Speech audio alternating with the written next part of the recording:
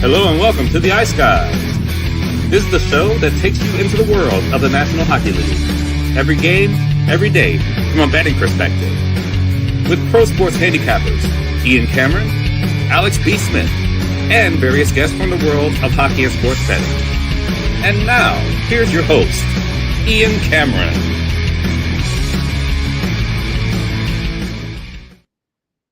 Welcome to the Ice Guys for Friday, May 8th, Ian Cameron, and we've got Jared Allen. We haven't talked to him in a while. He's been a guest, I think, a couple of times now on the show in the past. He is still working currently as a skills coach, training and development. Obviously has been staying on top of watching NHL and the Stanley Cup playoffs as well, so it'd be great to get his thoughts, his opinions, and his takes on what we've seen here so far in the Stanley Cup playoffs. But Jared, good to have you back on the show. How are you? Things good?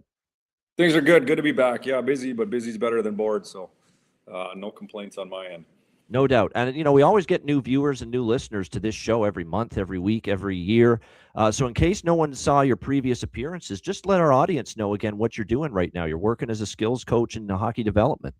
Yeah, so during the winter, I have my own skill development business with minor hockey players and junior players and different junior teams. And then I also work for Kamloops Minor Hockey, overseeing their coaching. And then in the summers, I'm swamped with 20 plus NHL clients working on skill development in the summers, and loving that. So it's been a lot of fun.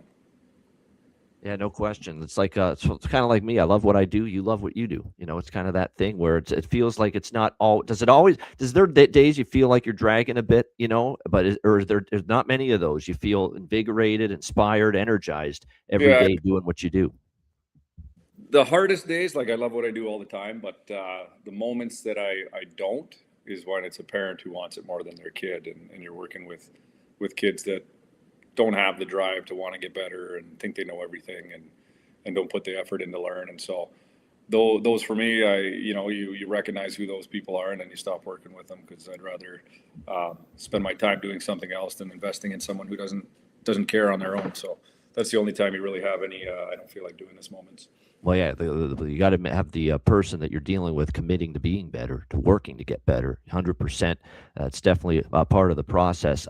Stanley Cup, just before we get into last night's game, we'll recap Carolina, Philly, and then we'll preview tonight's two games. We got Buffalo, Montreal, game 2 in Buffalo. Canadians looking to bounce back. Sabres leading that series 1-0. And, of course, we got Vegas and Anaheim, game 3 of that series as the scene shifts to the Honda Center in Anaheim for game 3 tonight. We'll look back first at Carolina, Philly, but even before that, Jared, just overall from what you've seen so far in the Stanley Cup playoffs, players you want to mention, teams you want to mention, things that have really stuck out to you when you watch. And you've got that analytical eye, obviously, given the fact that you're coaching and developing on a regular basis, working as a skills coach. So your input is great to have on this show. Just some of the things that have stuck out to you in the playoffs so far. First round, I thought was a lot of good hockey. Obviously, Minnesota, Dallas was all those games going overtime, and then still seeing the compete factor and the pace that was going into every overtime game was exciting. It's too bad Dallas is out already, because they're an exciting team to watch. And then you go to Anaheim and Edmonton, and I just felt that Anaheim played a game of keep away against Edmonton. I felt like Edmonton couldn't create anything, and everybody's talking about the injuries on the Oilers, but there's far more to it than that. I think the Oilers don't play predictable hockey with one another, and they're in a system where when the two studs are in the lineup, the coach doesn't play the depth players, and I think that's impactful, because when you look at the stretch there at the end of the season with Edmonton not having Draisaitl in the lineup, how much better the team played. And I'm not saying Draisaitl's not a difference maker, because obviously I'd take any of those guys, but just allowing the depth players to feel more of a part of it and contribute and add value to their roles allowed Edmonton to win 5 of their last 6 games or whatever it was. So there's lots of exciting hockey. Obviously, I'm going to give a shout out to Kamloops kid Logan Stankoven. He's a guy who I'm fortunate to work with sometimes in the summers. And that's so freaking cool, Jared. We love Logan Stankoven. I love him. Our viewers and listeners love him. I think a lot of them love him because they've been cashing winning bets on him throughout the playoffs. Goal props, assist props, point props, shots on goal props until last night. We'll get to that. Yeah, we'll get to that in a second. It's funny because he's a guy. If you gave him a drill that a U9 player was doing, he'd find something to improve on in it because he's just so driven and humble. So to see his success and he's a playoff player. He's a guy that competes all the time and wants to show up and so I got to give a lot of credit to him and what he's doing. And then outside of that, it's the obvious. Like Colorado's just a team that's to be reckoned with. I think if they play the way they can all the time, they're going to be tough to squeeze 4 games out of, like, get them to lose 4 games in a series. But anything can happen. It's been fun hockey. It's been fast hockey. It's new teams this year. It's been exciting to watch. And I'll give another shout out to another Kamloops kid I'm fortunate to work with, and Josh Doan, who had himself. We love him too. I mean, I bullshit you not. I mean, really. And actually, we've got a pair of brothers, Matt and Ryan Robinson. They've been guests on this show routinely. Ryan Robinson actually played with Josh Doan for a bit at Arizona State, in college hockey, and they are very close friends with Josh Doan. And they always talk up how, the friends they are of him and what they think of him as a person, as a player. Obviously, it's not very surprising what kind of person he is when you think of whose father is, Shane Doan. Yeah. He's the exact same person. He's there. You need more of those guys in the league again, and to see a young guy that has that same personality as his dad is very rare nowadays. I think him and Stankoven are both actually in that same bubble for earning the respect of the veterans instead of just demanding it. They go out and play and earn it, and then they're well received, and they have the attitude to want to get better every day. So they've been difference makers on both their teams, and I think it says a lot about the groups and how their teams are doing, because I think Buffalo and Carolina both brought in like-minded players and started to buy into each other and believe in each other, and that's why they're having success right now in the playoffs. Well, you know what? I've got things to say about Anaheim. You brought them up. Obviously, they're on the slate tonight, taking on Vegas, and Josh Doan, will talk about him when we talk Buffalo, so I'll save it for then, but certainly got a lot to say about both of them for sure. We got Robert in our chat rhyming off your resume here. You're basically, of course, Elite Prospects, very well-known website. You can pretty much look up any hockey player, even if they've only played like rec hockey or college hockey or just very, very minor pro hockey. You're seeing their bio there pretty much on the site. But yes, Jared was on the show a couple of times, and the very first time we had him on, former NHL draft pick, played overseas as well. That was one of the best episodes we've done, because you were very upright, transparent about the journey that you went through. So I encourage you, if you didn't see it, it was probably a couple of years ago, go back in the archives. It's still up on the Ice Guys YouTube channel. It was a great interview the first time we had Jared on, going into the in-depth story of his career, and it was definitely a great conversation. So make sure you check that out if you haven't already. I don't have much to say, Jared, about Carolina, Philadelphia, that series. It's just Carolina's a better team, deeper team. I think, when you watch, Carolina plays hard around the nets. They compete for pucks to score goals. They don't always look for the pretty ones. I find that Philly's not creating any traffic around the net. They're getting scoring chances. They're not making Frederik Andersen move. Like, a lot of their scoring chances last night, Konechny and Martone, like, they got those breakaway opportunities or partial breakaway opportunities, but they're just relying on their shot without having any fake or change of angle to get Freddie moving. So he's a big goalie and he positions himself well. So you have to have the perfect shot if you're going to beat him. Unless you start changing angles and have more traffic around the net, then it'll allow Philly to create. Because I think if Philly starts and gets a couple right off the get-go, because at the start of the game they were creating a lot of chances, but then once Carolina got ahead 2-1 there, they just started to run with it again. But Philly's got to find a way to create traffic and change the angle to get Freddie moving instead of letting them, play positionally and technical. You're right. They got to get traffic in front of. Carolina's just masters at that, right? The one and done. You get your one shot. They make sure the goalie sees it, and then they get possession and they keep the puck. We talk about how often, majority of Carolina's games, they have more of the puck than their opponent. It's just like wash, rinse, repeat. They're just masters at that. The man-to-man defensive system, which is not often, common, but Rod Brindamore runs it here with Carolina. He's got them to buy in, and they executed at such a high level. And that's why year in and year out, they're making deep runs into the Stanley Cup playoffs and look like they're going to get to another Eastern Conference final. But you flip it around, Jared, and a couple of those chances go in early for Philadelphia last night, because again, there's some bad puck luck involved here for the Flyers.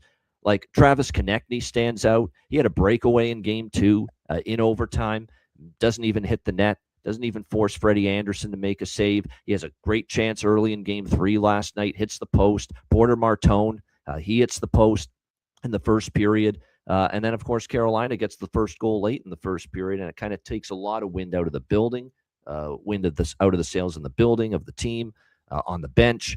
And you could tell that was just a turning point, that the Philadelphia Flyers, again, to your point, they just weren't able to finish some of those early chances. What do you see when you see Porter Martone? Because I made this observation, put it up on Twitter. He looks like he's a cut above the rest of some of these Flyers already. And this guy is just a handful of games into his NHL career and not even 20 years old yet. And he looks completely at home and comfortable in his surroundings. Yeah, I think it's kudos to him, like to step into the league at the point he did, and then be a difference maker, especially in that first round. Like he's got an elite level shot. His release and how he hides it and can pick a corner is unreal. He's a big body. He competes hard. There was an opportunity last night where he had a 2-on-0. I'd like to see him stop in front of the net. I know that in my day I gave a lot of goals away by turning, and if I had to just stop there. I'm not saying the puck didn't go his way, but those are the little things Philly needs. But he's there. I remember Brendan Gallagher scoring a goal for Montreal against Tampa in that first round series, doing exactly what you wanted Porter Martone to do in that instance. Just go to the net, stop there, and look for that puck. I don't think it would have happened for him there because the puck kicked out the other way, but still it creates those habits. But he's a guy, I think he's the driver for that team up front right now. He brings young energy. The guys look to him to produce, but he's playing. It kind of reminds me of my first NHL camp in a sense, where you don't play with any pressure. There's the pressure is going to grow on him as the playoffs go longer, because he has been such a force with his production that he'll probably start to feel it a little bit more now that they're down 2-0. But he was playing carefree and just working. And I mean, at the end of the day, I'm sure Talkett's in his ear just saying, like, hey, just play. Don't worry. And when you have that mentality, just play and not worry about mistakes and work hard to fix them, then you're going to have success. Yeah, no doubt. And you could tell there was frustration setting in. I mean, Carolina, once again, when they get the lead, they play such a sound brand of defensive hockey. They just don't give you much. And I've said this all along, their puck pressure all over the ice is incredible. Like, you think there's just a little smidget of time and space available when you have the puck, especially in the offensive zone. They just close the gap. They close it right away. They're in the lane. Yeah, it's such a hard skill, and it's if you can get your team to buy into that. Florida did it. That's why they beat Edmonton.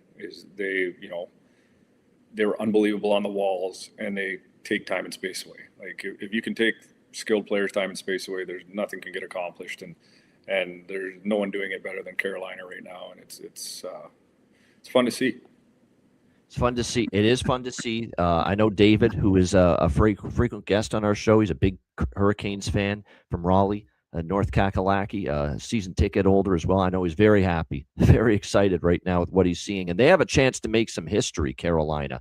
They are 7-0 to start the playoffs. No team since the best-of-7 format came into play in 1987 in the NHL. No team has started the playoffs with back-to-back sweeps. No team has started 8-0. Carolina's got a chance to make some history. Game 4 on Saturday in Philadelphia if they close it out. And I wouldn't put it past them to do it.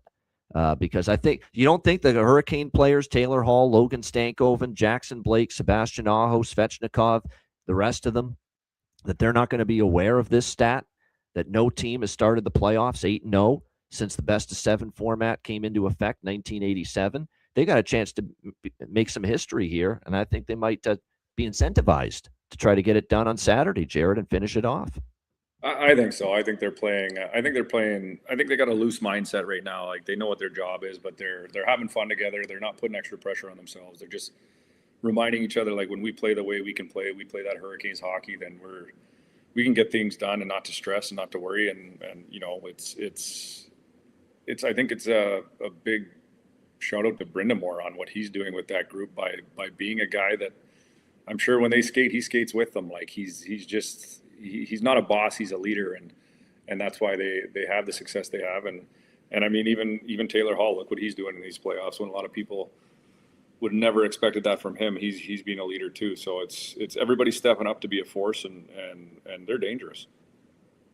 Yeah, they are. They're absolutely, and they're playing great hockey. And like I said, what's great about last night is finally, because look, let's not kid ourselves. The best line in the playoffs so far for Carolina has been Taylor Hall, Logan Stankoven, and Jackson Blake. They've been outstanding. But last night they were finally held in check, a little bit. And finally the usual top line, Aho, Svechnikov, they got things going a little bit for Carolina. So that's what's great about that team. When one line isn't going on a particular night, another line will step up and be able to get the job done for them. So there's no question. I love Rod Brindamore as a head coach. Don't get me wrong, but he seems to be at the refs every call that goes against Carolina. I've noticed that. Sometimes it's warranted. Sometimes I'm on his side. I totally agree with some of them, but some of them it's like, Rod, come on, you really going to complain about that one? Like, boy, oh boy, oh boy. But he's been going after the refs quite a bit, Jared, here so far in the playoffs. Some I agree with, some I don't. No, I hear you, but sometimes it's hard to take that passion away from somebody, and he was always a guy that was the ultimate competitor. So as much as I'm with you, I don't agree with it all the time. That's who he is, and the boys know he's fighting for him in the best capacity he can, and so I guess I can't really knock it if it's the boys are feeding off of it.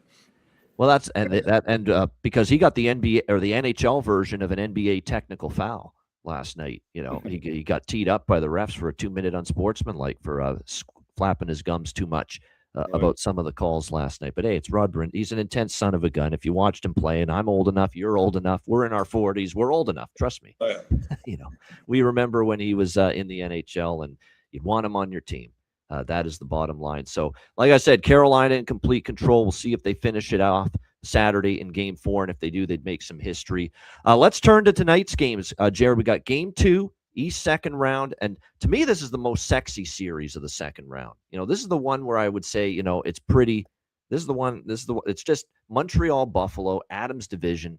From back in the day, late '80s, early '90s. That's the last time they met in the playoffs, too, if I'm not mistaken.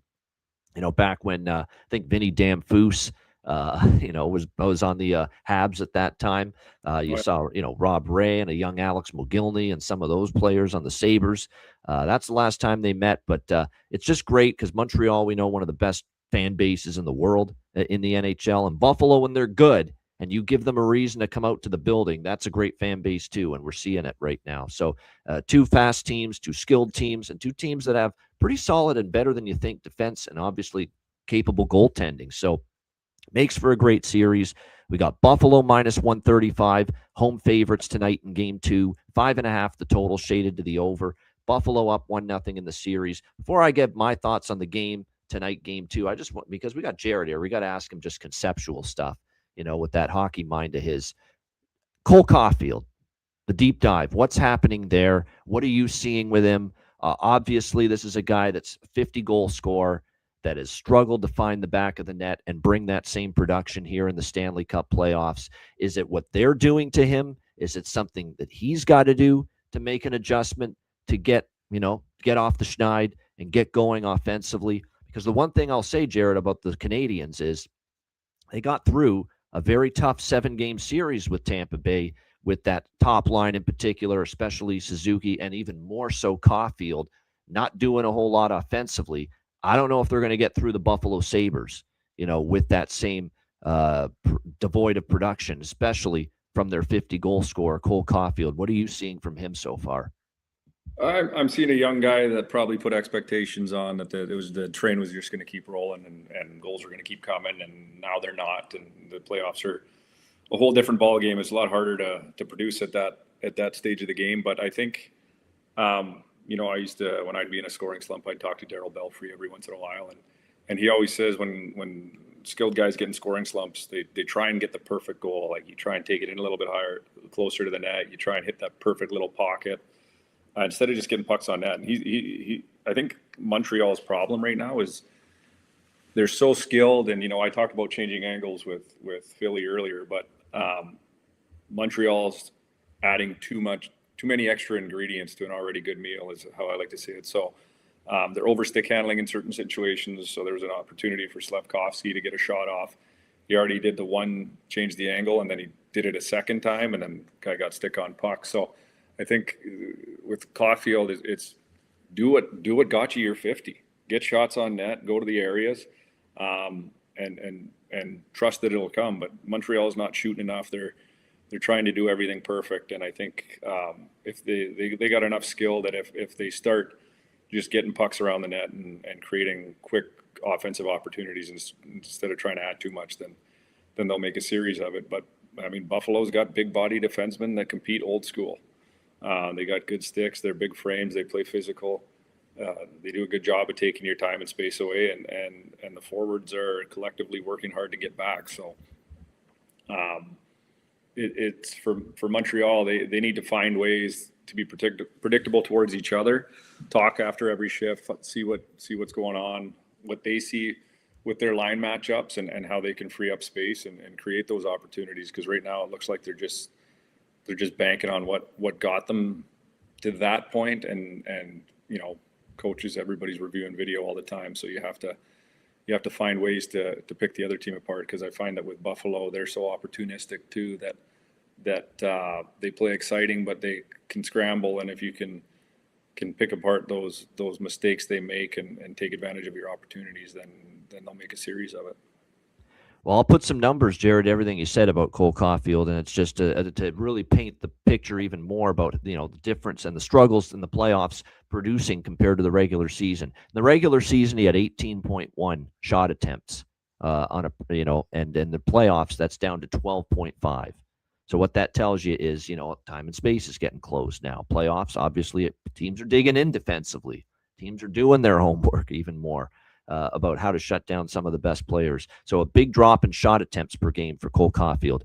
9.5 scoring chances in the regular season per game. 5.22 in the playoffs. So that's a significant drop. Slot shots on net. 5.78 the regular season. 2.81 in the playoffs. That's a big difference. The middle, the guts of the ice, as we call it, the middle of the ice and those prime looks. A lot of his stuff has been in the face-off dot, periphery, boards area. We've seen a lot of his chances come from those areas. The percentage of attempts from the slot, 41.9 in the playoffs compared to 52.1 in the regular season. And obviously expected goals less than 0.7 compared to 1.4 in the regular season. And when he has had chances, I would say most of them, to the outside, because he hasn't had as many slot attempts and slot opportunities. I would say that he's missed the net a lot. And I think it's wearing on him. And the more it wears on him, the more he knows I'm 50-goal scorer. I was, one of the biggest reasons for our team was a good offensive team. And now the puck's not going in. When it doesn't, for a guy that's got confidence and is a goal scorer and knows he's got to score goals because that's his role, that's his best role on the team. That's probably why you're trying to be too fine with the shot now, because you're feeling it from a confidence standpoint, that it's shaken a little bit. And now those one-timers that you're just blistering and you're deadly accurate with it during the season, when you're feeling it, you're in the groove, you're in the zone, you got it rolling. Now you don't, and you're just trying to be too fine with it, and you're missing. I think that's playing a role too, Jared, with Cole. Oh, big time. It's the hardest part about any sport or anything in general is the mental side of it. And I think he's mental side and confidence. It's everything. Yep. And it can change like that. You hope he's not paying attention to media articles and all that stuff, and he's just focusing on his game. And because the reality is, if he just plays relaxed and does his thing, those are going to start going in. And but if he holds that stick too tight and he's stressing that if I don't score on this one, then it's on me if we lose again or whatnot, instead of just I'll get my chances. And I always try to tell myself, if a goalie made a save, even if they're the best goalie in the world, that they got lucky. So you have to have that trust in your abilities, even at this point in the season. And I think he'll figure it out. I wouldn't be surprised if he does bury one tonight and kind of show his teammates that he's going to make a difference.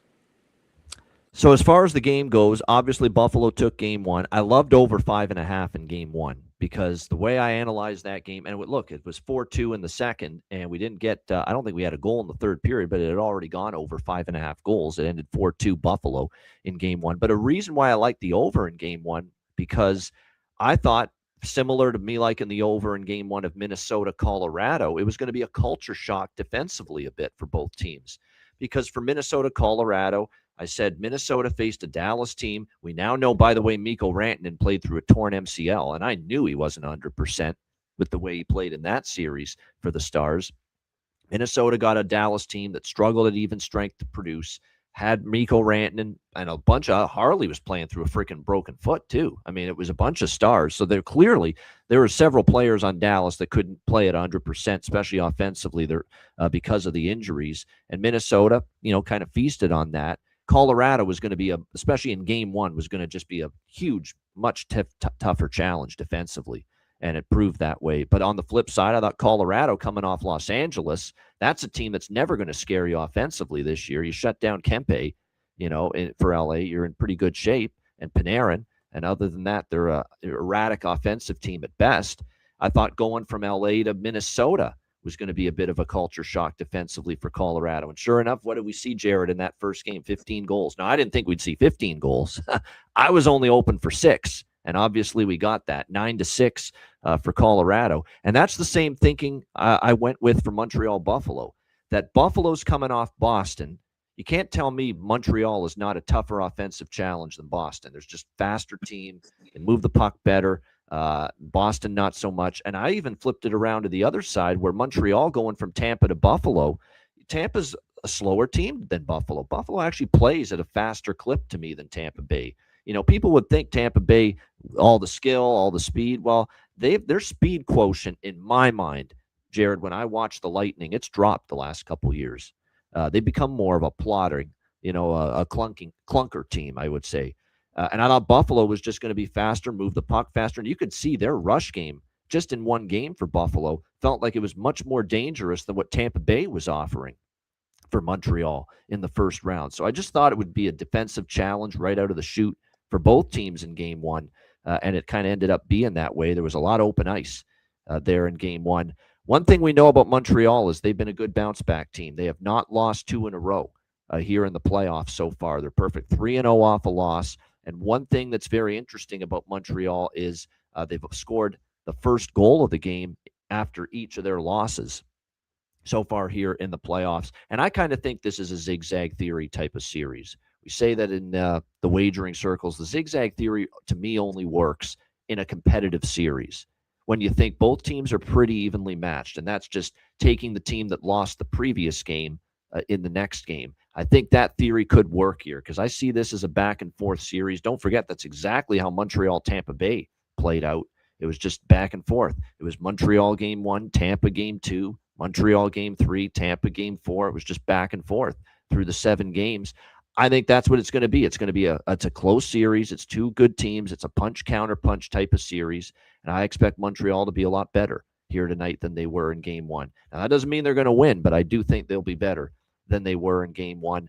Maybe there's a little bit of a factor too of the emotional hangover element coming off the 7 games against Tampa Bay. Not easy to turn around and adjust to a brand new series and a brand new opponent that quickly.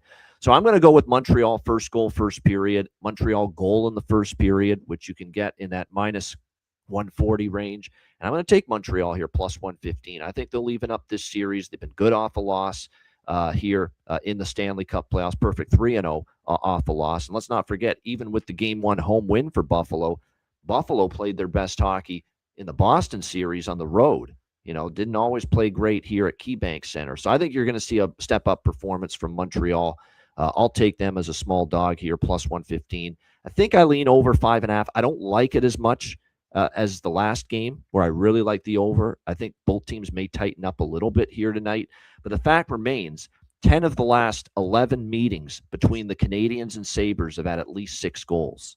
So that's a pretty strong sample size. 10 of the last 11 have had at least 6. So for that reason, I'm willing to come back to the over 5.5 here as well. Jared, how do you see it for game 2, Canadiens Sabres? Obviously being a supporter of Josh, I'd like to see him win, but They're two teams that are very excited just to be where they're at right now. People didn't have Buffalo in the playoffs at the start of the season. They had Montreal kind of clawing their way in there. Everybody's talking about the future of both these teams. So I think you're right in that it's going to be another, +5 game just because of the excitement. And I don't think that these young players know how to to kind of reel it in a little bit and tighten up as much as, the veteran teams do. But I think you're right. I do think Montreal takes this one. I think Dobesh is going to have a bounce back game. I think he's not used to letting in that many. He's been pretty solid all playoffs and wants to continue to prove himself. So I'm with you. I think it's going to be a long series. I think it's going to kind of go back and forth, and I do think that Montreal takes it tonight. Yeah, Montreal as well. I want to speak about Josh Doan too, because he's someone, and our viewers and listeners are in the same boat. I mean, goal props, assist props, point props. I mean, we've definitely had those in our betting portfolio a lot this year when it comes to Josh Doan, and we love watching this kid play. I love that line that they've got going with him and Zach Benson, and at times it's been Josh Norris, at times it's been Noah Ostlund on that line for Buffalo, but it's always been Doan and Benson. Those two have always been on that third line, and the way they play the game, those two. I mean, Benson will get in your face. He'll drive you nuts. He'll put on his work boots, his hard hat. He'll win puck battles, and nobody exemplifies that more too than Josh Doan. I mean, this guy's work rate, work ethic, compete level, just battle level, win puck battles, do all the little things, go to the front of the net, stop at the front of the net, which I know probably makes Jared smile when he sees Josh Doan do that. He's such a smart player too. His dad's a tremendous career, obviously, Shane Doan, so we shouldn't be that surprised, but still, I'm in awe of just how smart, cerebral, just efficient, great as far as the forecheck. He's got a little physical play to his game. He's got, I think, a nice offensive touch as well he's got some good finishing ability. Is it at the elite level of finishing? No, but it's good enough to get the job done. It's good enough, in my opinion, Jared, to see this guy be a 20, 25, maybe even a 30 goal scorer in this league throughout the course of his career. We all as a collective here at the Ice Guys show, me, Alex, my co-host and co-founder, the viewers and listeners, we all can't sing enough praises for Josh Doan. So we're in the same boat as you. We're singing from the same songbook, Jared. It's you know what? The two biggest assets that Josh has is he's a sponge for knowledge and he's driven. So he wants to learn every time you're on the ice with him. He's always asking questions. He's always wanting feedback. And then he puts in the effort. I'm very fortunate and lucky to be on the ice with him in Stankoven when I'm running the skates here in Kamloops. And to see those guys end of August when you put a battle drill together. We now know who's truly responsible for the two of them being this good. Yeah. But they compete together.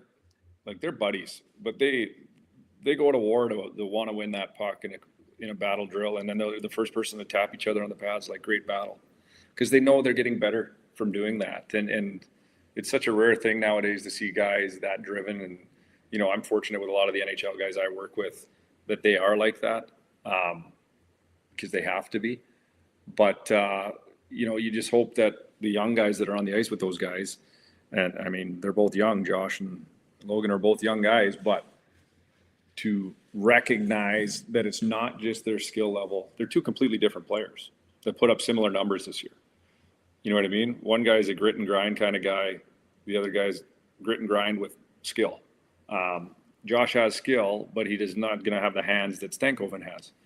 And both of them accepted their identity as players and grew it. And it's, there's a lot to be said about that because too many people try and be just a skilled guy and that doesn't work. So Josh found his role, his niche, and guys love him in the room. Guys love to work with him.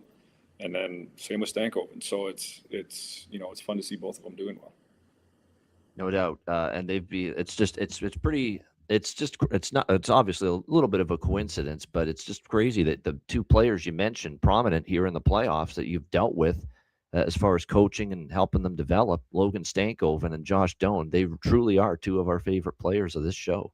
we've just been singing their praises. And yeah, Josh Doan's a fun player to watch. He's only going to get better. You're right, because as you said, he's got the desire to always learn, adjust, get better. This is a guy that you could clearly see him. Like, look at Corey Perry, for example. Corey Perry's a guy that scored a shit ton of goals early in his career, a fucking tremendous offensive player, but learned later in his career, let's adjust our game a bit. We're getting up there in age. I want to stay in the league. I want to keep playing, do things a little bit differently than I did when I was 25, 30 years old. I get the feeling, based on what you're saying with Josh Doan, he's going to be that same type of player. Yeah, there could be parts of his game that diminish with age, but he's going to find a way to adjust, recalibrate, and still be an effective player in his later years too. Have I got that right? Yeah, and I wouldn't be surprised if at some point he ends up with a letter on his jersey, just because the character he has. And I mean, he's a mini version of his dad, so it's you won't meet a better person than his dad either. So it goes without saying that, when you're a good person and you're driven and you have the skill set you need to play at that level, you can establish yourself a pretty long career. Yeah, no question. Oh, there's a great comment I figured I'd highlight it here. I was fortunate enough to watch Logan Stankoven play against my Seattle Thunderbirds in the Western Hockey League, and he was with the Kamloops Blazers. We had some good playoff series against them. Man, he was so good. Yeah, he was. He was a great junior player. I'll never forget how great he was with Canada at the World Juniors as well, World Junior Hockey Championship. I think we might have been talking about how good he was at the World Juniors. Oh, yeah. No, he takes the game serious. And you have to if you want to get better. And, he's a guy that even though he signed a big ticket, he doesn't take that for granted. And I think that's a big thing for any hockey. No question. Yeah. Just keep pushing, keep getting better, and be driven. He wants to be one of the best players. So go get it. Yeah, and what a playoffs he's had for Logan for Carolina, and obviously Josh for Buffalo. Couple injury notes. Noah Ostland's still out. Buffalo's been talking for a few days now about Sam Carrick, and I really want to see Sam Carrick suit up for the Buffalo Sabres here in the playoffs, because he's one of these players, Jared, I think could be a huge playoff performer for them. I think he is just built for the playoffs, Sam Carrick.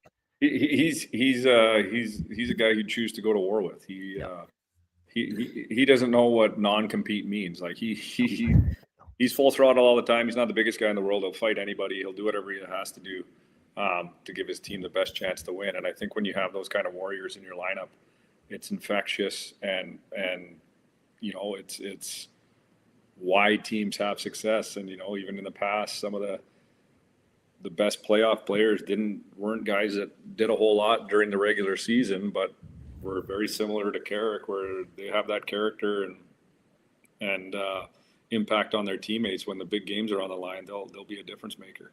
Yeah, no question. Rich in Vancouver, one of our absolute favorite viewers and listeners of this show for years, says wonder if Jared has worked with Dylan Holloway on St. Louis, another one of our favorites. And he is one of our favorites. And I know there's the Edmonton Oilers fans still pounding or punching air, as they say, that they lost him and decided, hey, we won't match that offer sheet that St. Louis gave him.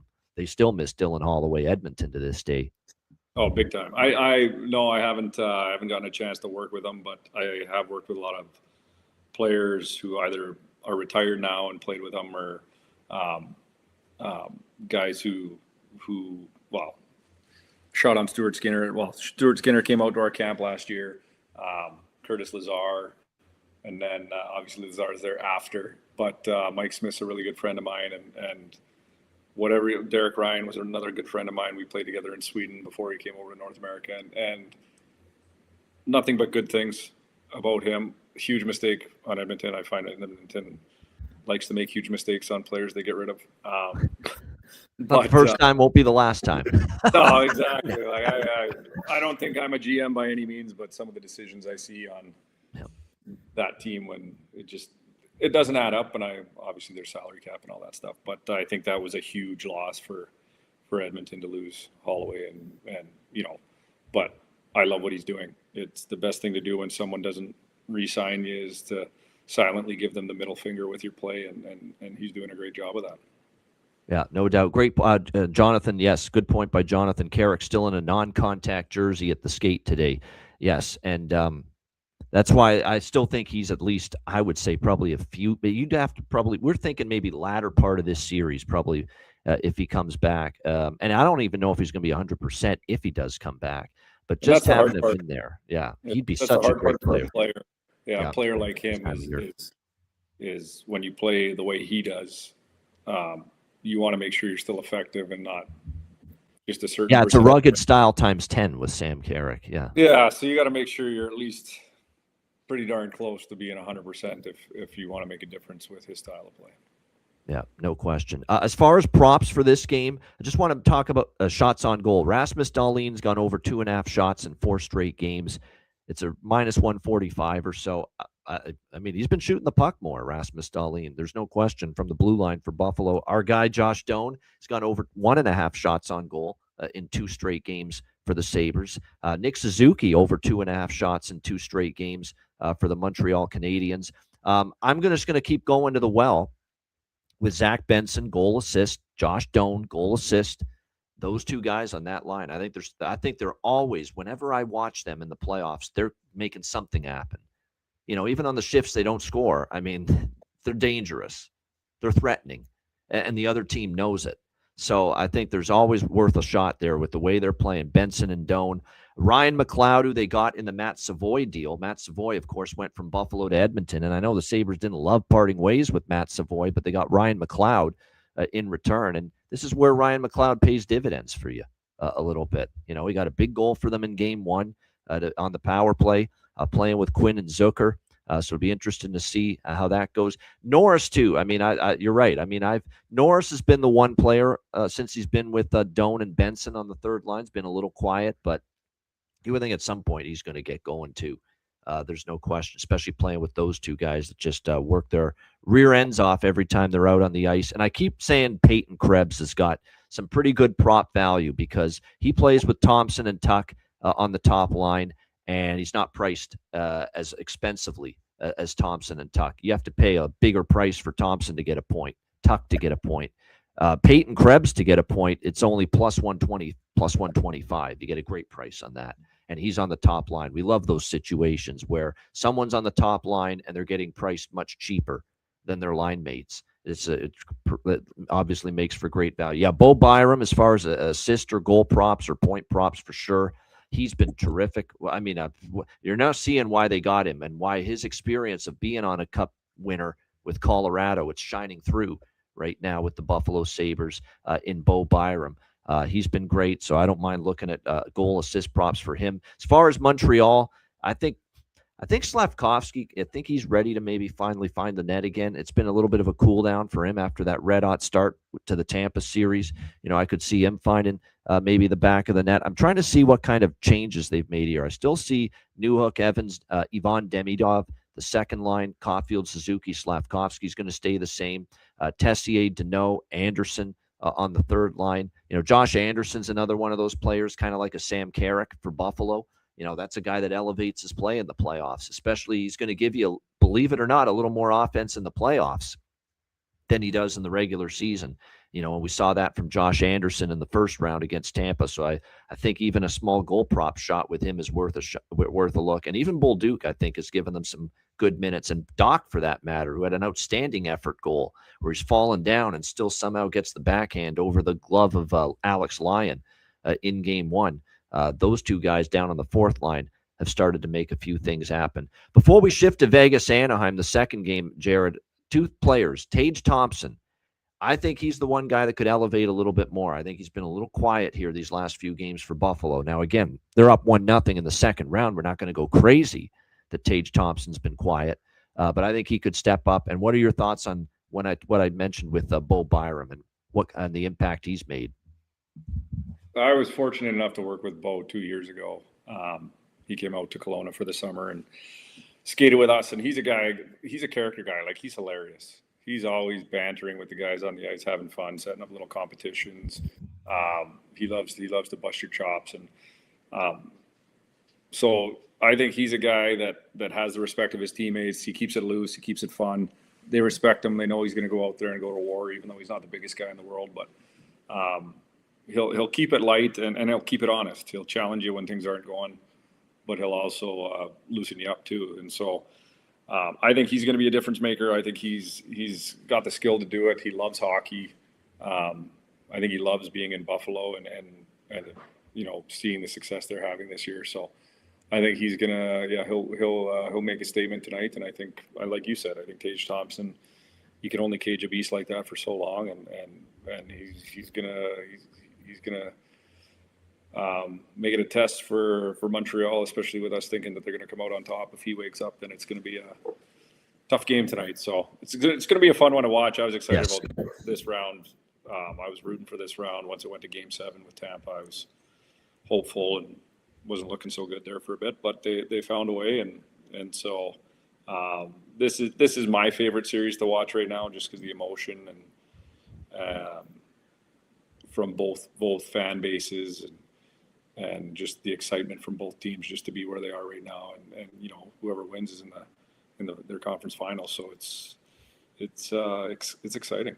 Yeah, and the tradition, obviously, of these two teams, like I said, age-old division rivals, and met in the playoffs some 30 years ago, 30, 35, 40 years ago.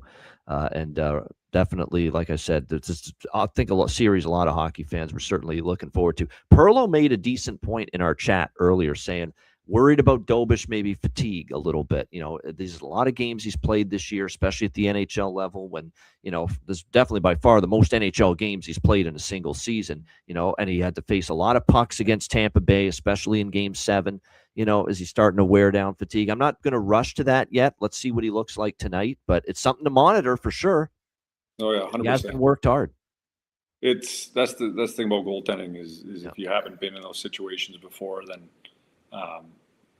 the wear and tear, mental fatigue, all that stuff can add up. I know his strength coach, I'm a buddy of his, Jeff Lavecchio in St. Louis, and he's pretty dialed. So I'm going to trust that he's got Dobish in a place where he's fine and ready to go. The nice thing for him is he's still young, so the demand he can take, and then it's just whether he can mentally tell himself he's not tired. Yeah, it's not just physical fatigue; it's mental fatigue too. Trust me. Fatigue is not just how you feel physically, not in this sport. That is for sure. All right, West second round, Game 3, the late game, the nightcap. So this will be the evening game for Jared and anyone on the West Coast there. We got Vegas, Anaheim, -110, even money both sides. 6 the total. Series tied at 1. I think through 2 games, Anaheim's actually carried more of the play. Now, I think in Game 1, Vegas played okay, solid. They got the win in Game 1. Yet I still don't think Vegas played great in Game 1. I know they got outshot something like 31-21, something like that. It's just their penalty kill was great, and Anaheim really couldn't generate much with the power play. Now, their power play didn't improve in Game 2, but Anaheim was better at 5-on-5. Anaheim's such a fast transition team. Yeah. Don't forget, Jared, Vegas struggled with that against Utah in the first round a little bit. These turnovers in the neutral zone, and then Utah was just gone, and it was in the back of the net. Yeah, and I mean, just even in the Edmonton series, the way Anaheim gets out of the zone and their transition game, their breakouts, they play fast and they get up ice quick, and then they try and smother you, and they do a good job of that. I think, Vegas, they have the experience. They're a good hockey team. They went through a lot of adversity this year. I think they gave up a big key piece in Zach Whitecloud on the back end there. Not to name drop, but another guy I was lucky to work with who in my opinion, is one of the most underrated D in the league, having gotten to experience time on the ice with him last summer. He's a know your identity, know your role player, and just, know what your strengths are and just be the absolute best you can at what you do well. And Whitecloud's a perfect example of that. Yeah, exactly. And so Vegas hasn't found their consistency within their identity yet. It's kind of just, you look at the Utah series, like how many games where they were losing and then they found a way to win. And you got to love and acknowledge the character of being able to have those bounce back wins, but eventually those are going to catch up to you. And I don't think a game of catch up with Anaheim is ideal. And so if Anaheim continues, I thought they had a slow start last game.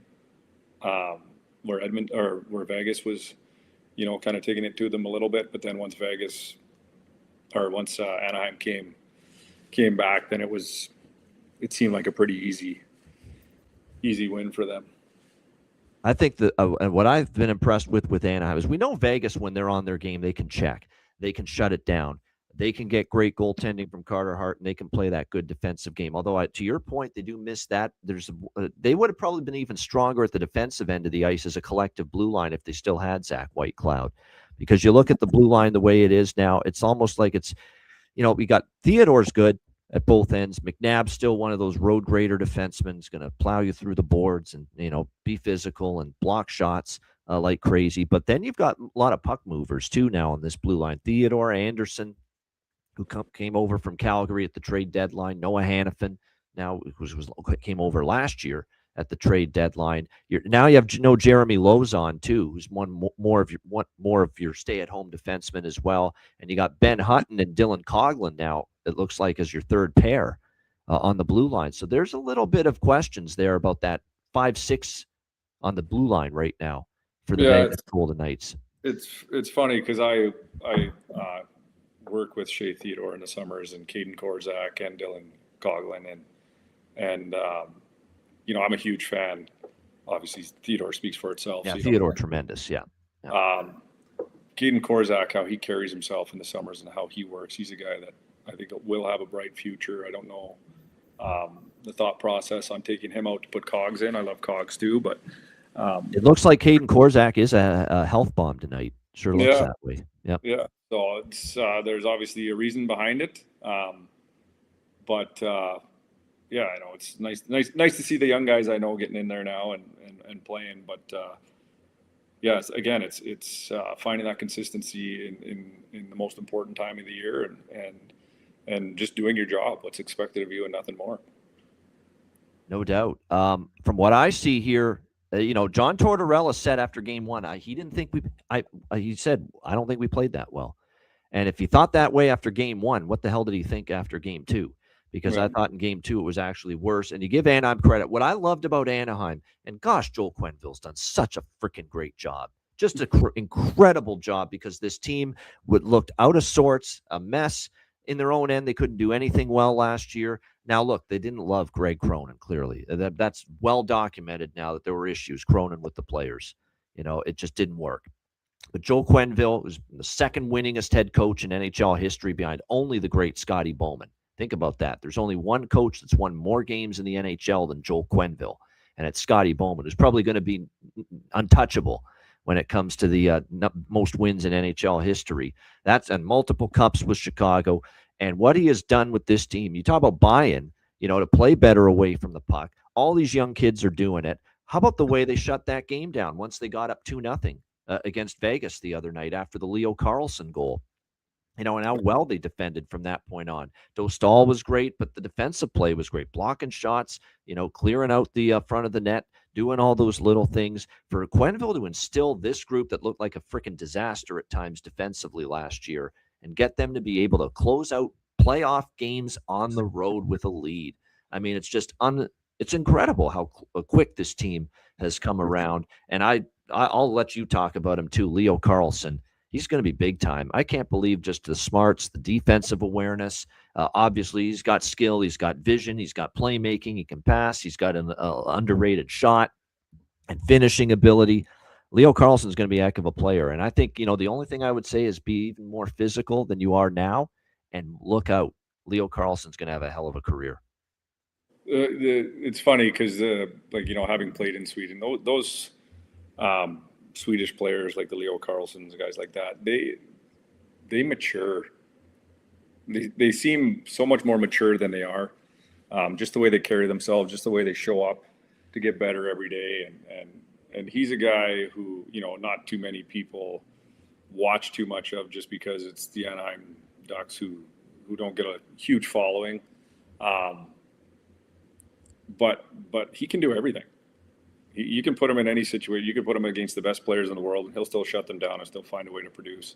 That he, like you said, he everybody always has things they can improve on, and if he can figure out ways to use his size a little bit better.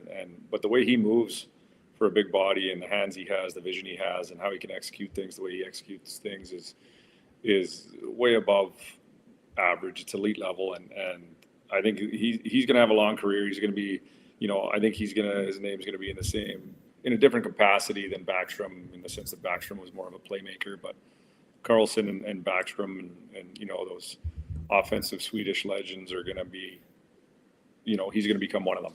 So he's got a really, really bright future. Yeah, I agree with that. There's no question. By the way, I can't sign off on, Connor McDavid wasn't 100%. Leon Draisaitl wasn't 100%. That's why they were, shut down, and they didn't do it. Let's give Leo some credit. Leo had to go up against those players in the first round against the Edmonton Oilers. Give him some of the credit for that as well. So John Tortorella has made a bunch of lineup changes for this game tonight, which I'm not shocked by. They haven't had the puck enough. They haven't generated enough offensively in the first two, even in the win in game one. It's not like they generated a ton, and they only had barely over 20 shots. And he's been talking about this in the media the last couple of days. We just got to have the puck more, and we got to just do a better job of spending more time in the offensive zone, which was clearly an issue in game two in this series, where it felt like Anaheim.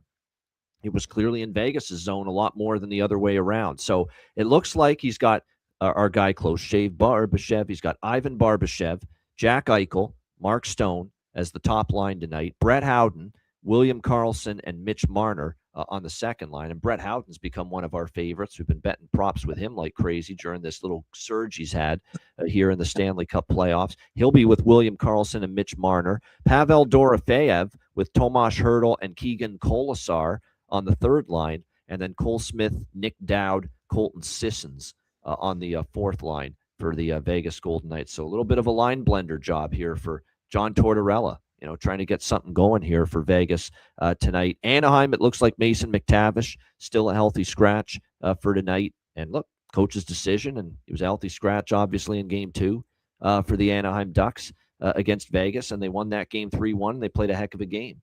So I would anticipate the lineup's probably going to stay the same. The age-old theory, don't adjust a winning lineup. Lacombe, Trouba, Minchikov, Karlsson, Hines, and Hellison. So it looks like status quo on the blue line here for Anaheim as well. Look, I've got Anaheim and Vegas to go 6-7 in this series. I bet it before the series to go 6, series to go 7. And I said, and I decided I was going to take Anaheim 4-2, 4-3, Vegas 4-2, 4-3, because if just one of those possibilities happens, you're going to profit. That's all it has to happen, is that if it goes 6 games, you're going to profit with that kind of approach. So I'm in pretty good shape now. We still got to get to game 6. Can someone win 3 games in a row in this series and win in 5? It could happen. I don't think it's going to, but we are in good shape at the moment for this series to go at least 6 games. But for me, from a side perspective, you would think zigzag, right? Competitive series, close series, Vegas game 1, Anaheim game 2, maybe take Vegas game 3 to bounce back tonight. But Anaheim's 3-0 at the Honda Center. They won every home game against Edmonton in the first round. 3-0 in the playoffs at home. Last line change should really benefit them. Get matchups for Leo's line and the second line away from Vegas's top, D pair and checking line. And I like the momentum Anaheim has. And I know that building's going to be rocking. Jared, I couldn't believe how loud that place was in the first round against Edmonton. It was actually a very loud building, and I didn't see that coming from the Honda Center in Anaheim. And everything I've heard is that they're way into this playoff run in this team right now in the Orange County area. So I'm gonna take Anaheim here to roll that momentum into a Game 3 victory here tonight in Game 3. I'm gonna go with the Ducks here. Quack quack quack quack. There's my Duck sound. Anaheim -110, and I am gonna bet over 6 here. This is the venue change theory. You had 2 unders in Game 1 and Game 2. A lot of times the venue shifts to Game 3, and if it was 2 unders in the first 2 games, Game 3 goes over. Now, it didn't work with Philly, Carolina last night, but it had opportunities and did almost get there. This one, I think it'll end up being the highest scoring game of the series. And it's worth noting the 3 games at Honda Center in the first round against Edmonton, 7 goals or more in all 3 of those games against the Oilers. Now, Vegas doesn't want that.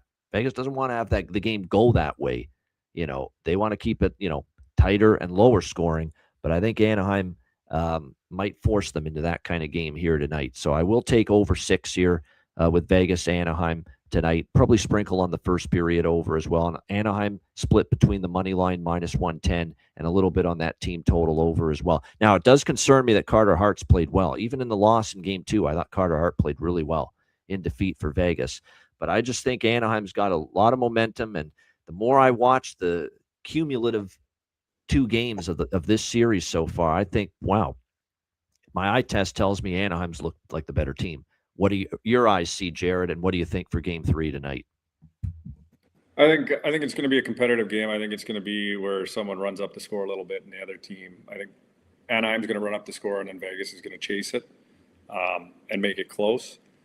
I think that, Anaheim's feeling good right now. They're going back home where they do feel really good there. They're going to play fast. They're going to play hard. They're going to get caught behind because I think there's too much lineup changes. By no means do I know more than Tortorella, but I think that when you shake things up too much, then it might work out in the last 2 periods, but the first period, there's going to be a lot of trying to create that chemistry with your new line mates and figure things out. And I think that's where Anaheim's going to take the lead. And then they'll squeak it out with I think they're going to get a 1-goal win, maybe a 4-3 hockey game.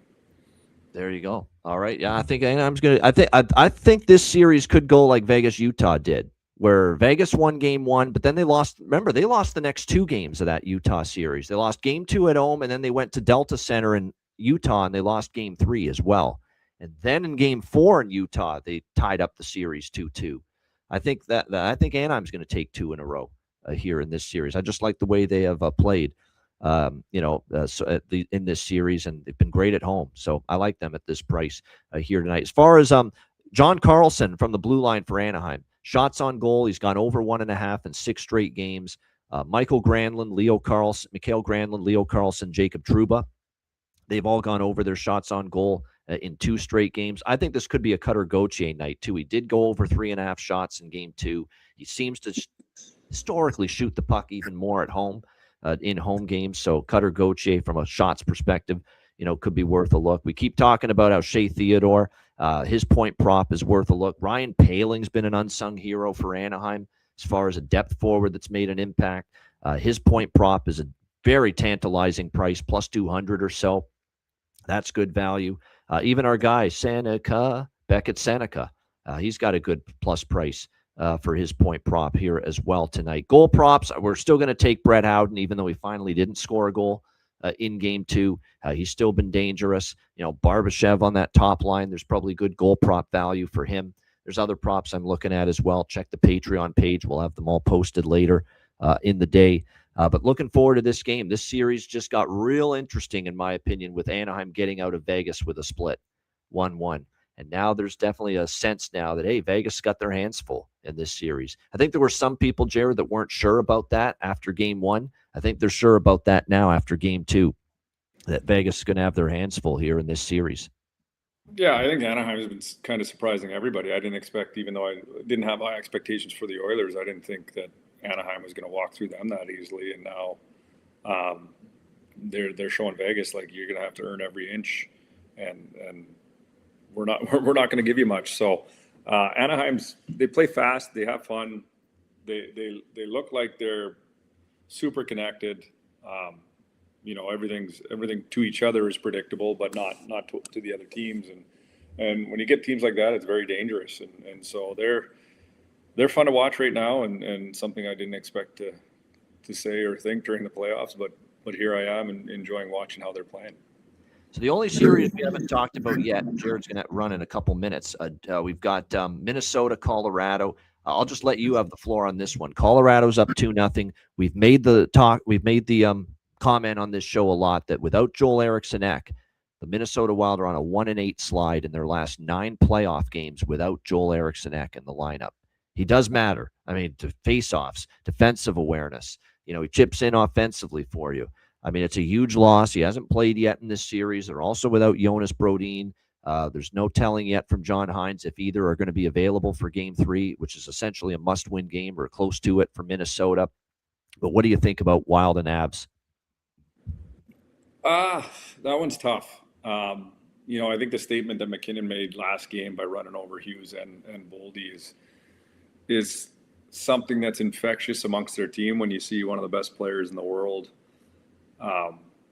go out there and make a statement like that and show that, I'm not just a guy who can produce, I'm going to compete.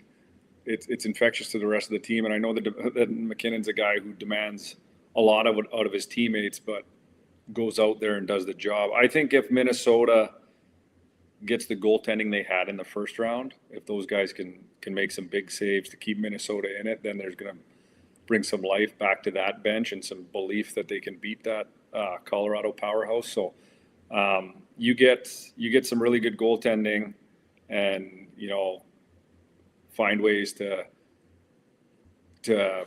put it in the net and keep that Colorado force from owning the offensive zone. And Minnesota's got a chance. Like they're a dangerous team, and you can't look past the fact that just because they're down 2-0 that they don't have a chance to stay in it.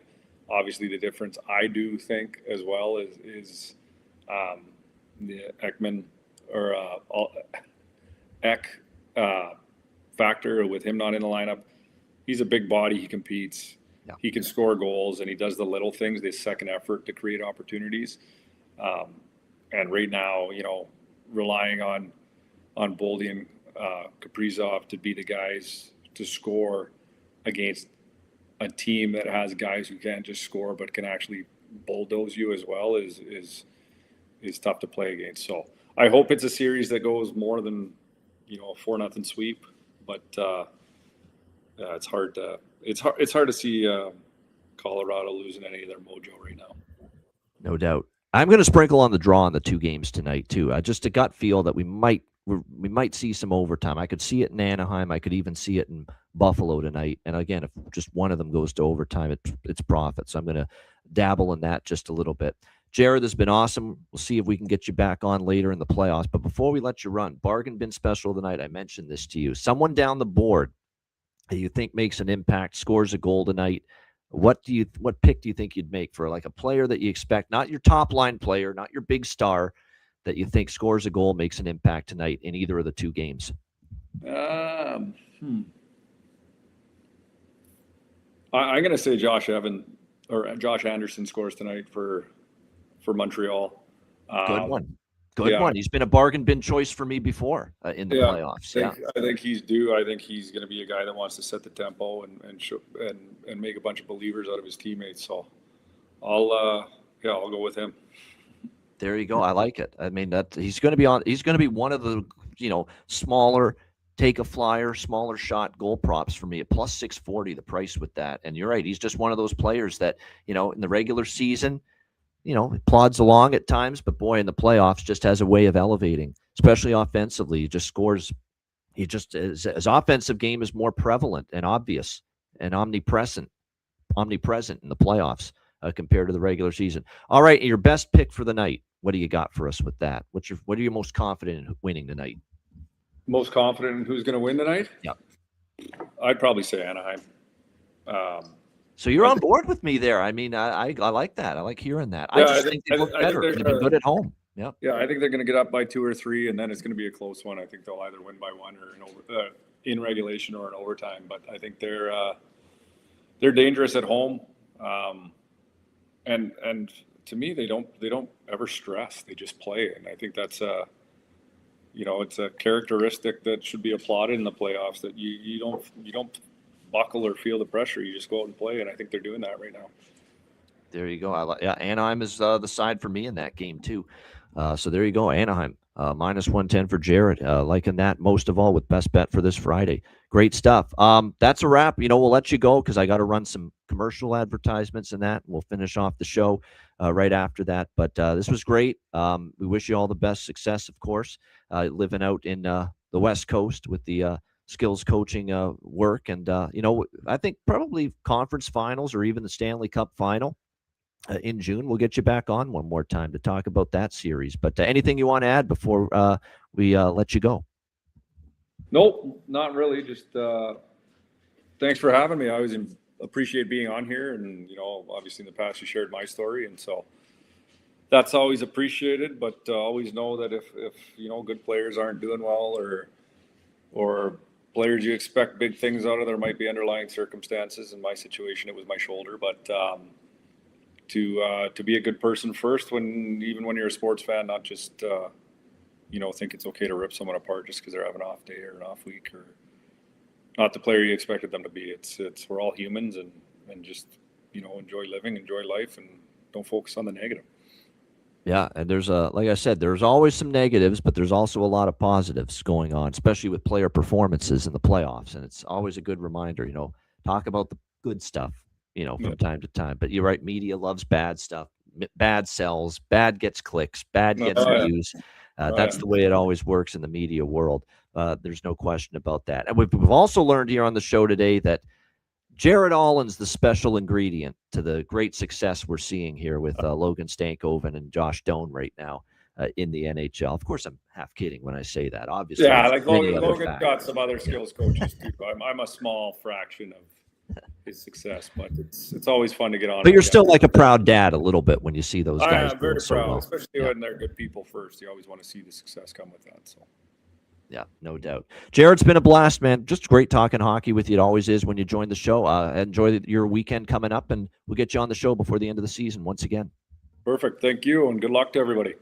Good stuff. There it is. Jared Allen, our guest here on this Friday edition of the show. And great timing to have Jared as a guest because of Alex obviously being away back home in Chicago. By the way, Alex will be back tomorrow on the Saturday edition of the Ice Guys show. So make sure you join us for that. He'll be back on the show tomorrow.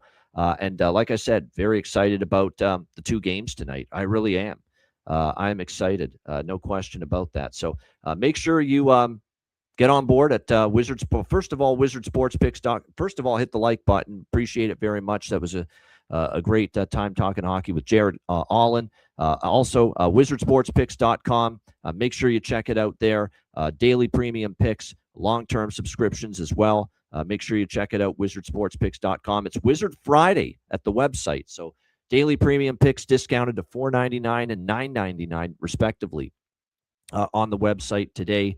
So make sure you check that out, wizardsportspicks.com. And, of course, patreon.com/iceguys, just $10 per month. Goalie charts, totals charts, daily betting card, sides, totals, player props posted each and every day on the Patreon page. We have 2 Patreon-exclusive live betcasts coming up next week, okay? So make sure you are a Patreon member to be part of those betcasts next week. We're going to, once again, one of them will be from an Eastern Conference series. One of the betcasts will be from a Western Conference series. So once again, make sure you check out the Patreon exclusive live betcasts coming up next week.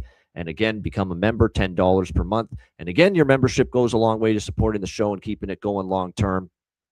So make sure you get on board, $10 per month. And the Dub Club subscription discount, which is $50 off a 1-month Dub Club All Sports subscription with me. $50 off discount is still there, and it's only available to Patreon Ice Guys members on the Patreon page. That is still available. I'm going to keep that available all summer as well, because to be honest with you, I like that people get charged less when we hit June, July, and it's just MLB and CFL taking place for the majority of the summer. So that discount that's only available on the Patreon page will be in effect all summer. So get on board at patreon.com/iceguys. And of course, check out the Ice Guys store. Get your gear and merch over at the Ice Guys store. That's at iceguys.myspreadshop.com. Sorry about that. Bargain bin special of the night and best bets coming up right after we hear from our great Ice Guys sponsors.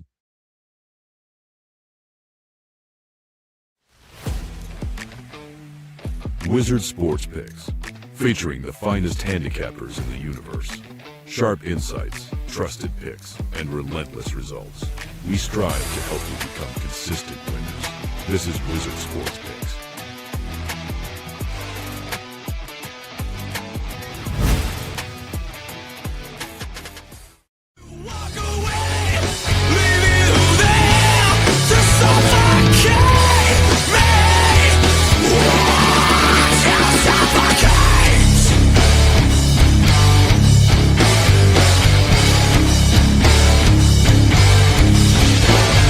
Please for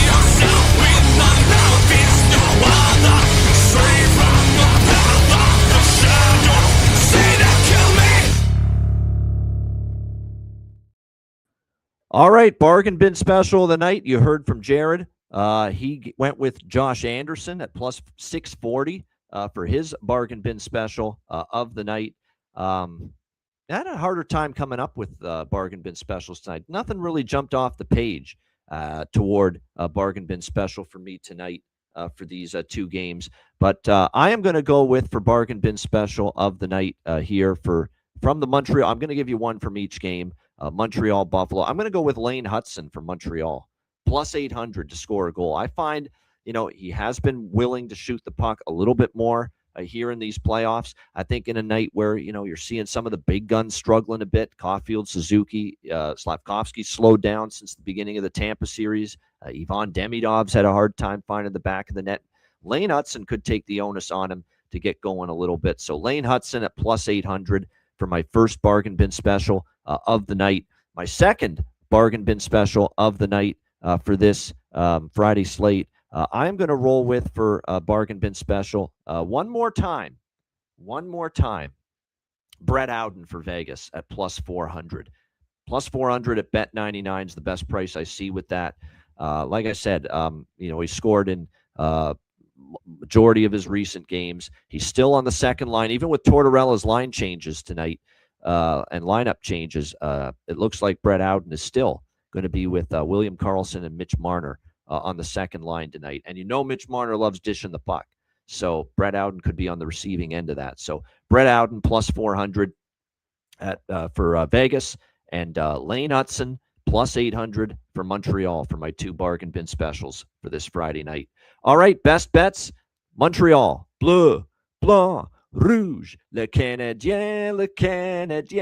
Montreal plus 115. I like them. I think they even up the series. They haven't lost 2 games in a row here in the Stanley Cup playoffs.